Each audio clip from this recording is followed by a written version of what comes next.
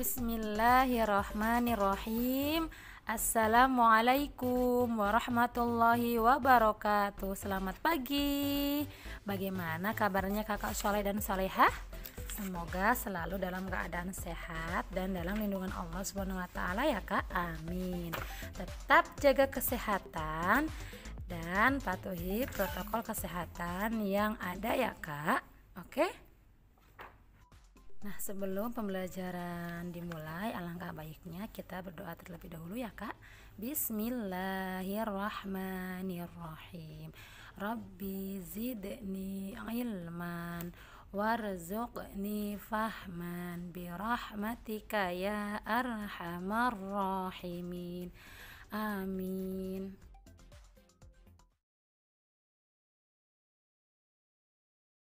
Hari ini kita akan belajar pembelajaran 7, yaitu mengenal Raden Umar Said atau Sunan Muria. Silsilah Sunan Muria. Sunan Muria atau Raden Umar Said adalah putra sulung dari Sunan Kalijaga dari pernikahannya dengan Dewi Sarah putri Maulana Ishaq. Sunan Muria tergolong anggota Wali Songo dari generasi yang lebih muda dibanding dengan Sunan Kalijaga dan Sunan Kudus.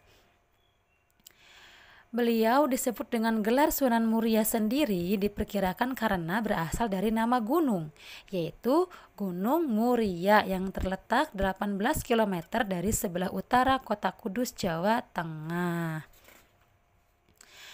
Nah, berbeda dengan ayahnya, Sunan Kalijaga, Sunan Muria lebih suka tinggal di daerah terpencil dan jauh dari pusat kota untuk menyebarkan agama Islam.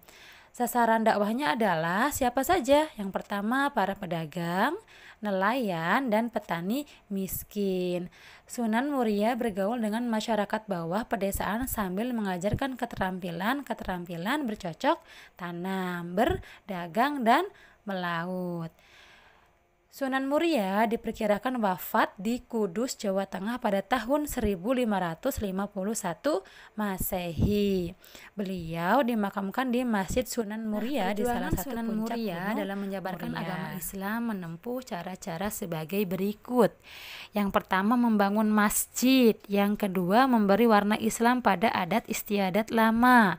Yang ketiga, melalui seni dan budaya. Nah, yang pertama, membangun masjid. Sudah sering kita ketahui bahwasanya membangun masjid adalah sarana paling utama untuk menyebarkan agama Islam, ya, karena sebuah masjid bisa digunakan untuk sholat berjamaah, untuk mengadakan pengajian dan pembelajaran agama yang lainnya. Membangun masjid adalah salah satu dakwah yang dilakukan oleh Sunan Muria. Di kawasan puncak Gunung Muria juga terdapat sebuah masjid yang didirikan oleh Sunan Muria. Masjid Sunan ini kita temui di desa kediamannya sendiri, yaitu Desa Colo, Kudus. Lokasinya di kawasan lereng Gunung Muria sekitar 1.600 meter dari permukaan laut. Uniknya, ketika akan menuju makam Sunan Muria ada tangga yang berjumlah kurang lebih 432 anak tangga. Seolah-olah mengajarkan bahwasanya segala tujuan dan cita-cita tidak akan terwujud jika seorang tidak pernah berusaha melangkahkan kakinya untuk mewujudkannya. Menapaki satu demi satu tangga ibarat perjalanan dalam proses kehidupan yang pada akhirnya akan sampai pada tujuan akhir kehidupan. Yang kedua, memberi warna Islam pada adat istiadat lama. Tradisi keagamaan lama yang dianut masyarakat tidak dihilangkan, melainkan diberi warna Islam dan dikembangkan menjadi tradisi keagamaan baru yang khas Islam, ya.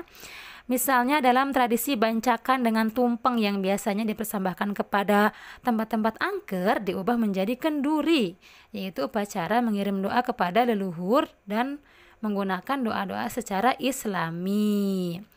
Misalnya pada adat zaman dahulu Hindu-Buddha masih menganut animisme dan dinamisme. Jika ada orang yang meninggal, pihak keluarga di rumah akan menyediakan sesajen di kuburan, seperti istilah selamatan ngesur tanah atau kenduren setelah mengubur mayat. Kemudian ada lagi istilah nelung dina, kenduren setelah 3 hari mengubur mayat. Ada istilah pitung dina, kenduren setelah 7 hari mengubur mayat. Istilah matang puluh, nyatus dino, mendak pisan, mendak pindo, dan istilah nyewu adalah 1000 hari mayat.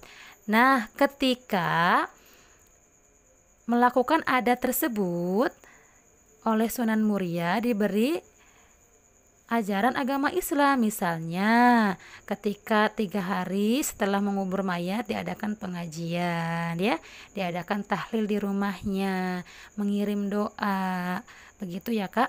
Adat istiadat tersebut sangat sukar dihilangkan begitu saja, maka Sunan Muria memberinya warna Islam. Dengan demikian tidak terjadi kontradiksi di dalam masyarakat. Warna Islam yang dimaksud adalah upacara yang sekarang disebut tahlil, yaitu niatnya bersedekah untuk si mayat dengan cara membaca kalimat thayyibah serta ayat-ayat Al-Quran. Ini dimaksudkan untuk mengganti doa atau mantra yang biasa diucapkan para pendeta, sedang pahalanya diberikan kepada orang yang meninggal. Yang ketiga, melalui seni dan budaya. Dalam usaha menyiarkan ajaran Islam sesuai pemahaman masyarakat, Sunan Muria mengikuti jejak Sunan Kalijaga dan wali-wali yang lain, yaitu melalui bahasa tembang. Di dalam tradisi penulisan tembang, masing-masing tokoh Wali Songo kecuali Sunan Ampel dan Sunan Gresik yang berasal dari Campa dihubungkan dengan berbagai penciptaan tembang. Tokoh Sunan Giri misal dianggap sebagai pencipta tembang-tembang cilik. Sunan Bonang dianggap sebagai pencipta tembang-tembang cilik, sekar alit jenis durma. Sunan Kudus dianggap sebagai pencipta tembang-tembang cilik, sekar alit jenis pangkur. Sunan Muria dianggap sebagai pencipta tembang-tembang cilik, sekar alit jenis sinom dan kinanti. Nah, selain melalui tembang, Sunan Muria menyebarkan agama Islam juga melalui media pertunjukan wayang. Sunan Muria memberikan penjelasan kepada masyarakat tentang berbagai hal dalam kaitan dengan tauhid. Dengan pendekatan lewat pertunjukan wayang, tembang-tembang, tradisi-tradisi lama, dan praktik-praktik keagamaan lama yang sudah diislamkan, Sunan Muria berhasil mengembangkan dakwah Islam di daerah Jepara, Tayu, Juwana, bahkan sekitar Kudus. Kisah perjuangan Sunan Muria. Nah, dari kisah Sunan Muria ada hal-hal yang patut kita teladani. Yang pertama, dalam menyebarkan agama Islam, Sunan Muria mempunyai keterampilan bercocok tanam, berdagang, dan melaut. Sunan Muria menjadi wali yang banyak berjasa dalam menyiarkan agama Islam di daerah pedalaman Pulau Jawa. Selain itu, Sunan Muria juga seringkali dijadikan penengah terhadap perselisihan yang terjadi di Kesultanan Demak. Ia dapat memecahkan berbagai masalah, betapapun rumitnya masalah itu.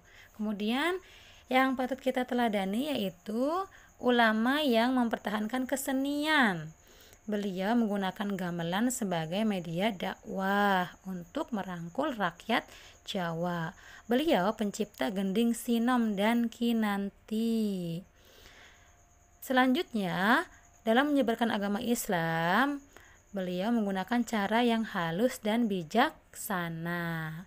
Ada pepatah mengatakan ibarat mengambil ikan tidak sampai membuat airnya keruh.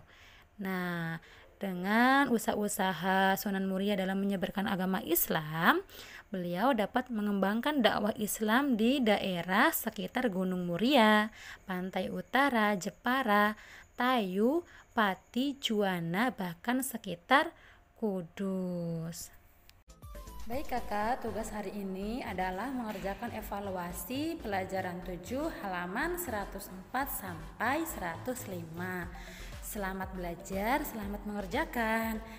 Nah, pembelajaran hari ini sudah selesai ya kak, alhamdulillah. Terima kasih. Ibu akhiri, wassalamualaikum warahmatullahi wabarakatuh.